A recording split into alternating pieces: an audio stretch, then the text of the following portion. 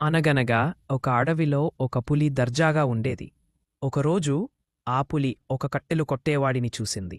అతనిపై ఎగ్గబడుదాము అనుకునే సమయానికి అతని కూతురు భోజనం తీసుకొని అక్కడికి వచ్చింది. ఆ అమ్మాయి పులికి చాలా అందంగా కనిపించింది. చూచిన వెంటనే ఆ పులి ప్రేమలో పడ్డది. కొంచెం సేపటి తరువాత ఆ అమ్మాయి అక్కడనుంచి వెళ్ళిపోయింది. ఆ పులి కట్టెలు కొట్టేవాడితో మాట్లాడాలని నిశ్చయించుకుంది. చెట్టుచాటునుంచి బయటికి వచ్చింది. పులిని చూడంగానే ఆ కట్టెలు కొట్టే అతను చాలా భయపడిపోయాడు. పారిపోయే క్షణంలో పులి, నన్ను చూసి భయపడకండి. నేను మిమ్మల్ని ఏమీ చేయను. నాకు మీ అమ్మాయి చాలా నచ్చింది. మీరు ఒప్పుకుంటే పెళ్లి చేసుకోవాలనుకుంటున్నాను అని అంది. అతను భయంలో కూడా చాలా చురుకుగా ఆలోచించాడు. నాకు ఇష్టమే, కాని మా అమ్మాయి మీ కోరెలు, మీ గోళ్లు చూసి భయపడుతుందేమో. పెళ్లికి ఒప్పుకోకపోతే అన్నాడు.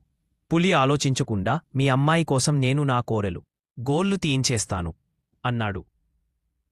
ఆ మాట వినగానే అతను పులిగోళ్ళు, దంతాలు కోసేశాడు. దంతాలు, గోళ్ళు లేని పులి అంటే భయం ఉండదు కదా. కట్టెలతో, రాళ్లతో, చేతికి అందిన ప్రతిదానితో పులిని తరిమి తరిమి కొట్టాడు. దెబ్బకి మళ్ళీ ఆ పులి ఏ మానవుడి దరిదాపులకి వెళ్ళలేదు.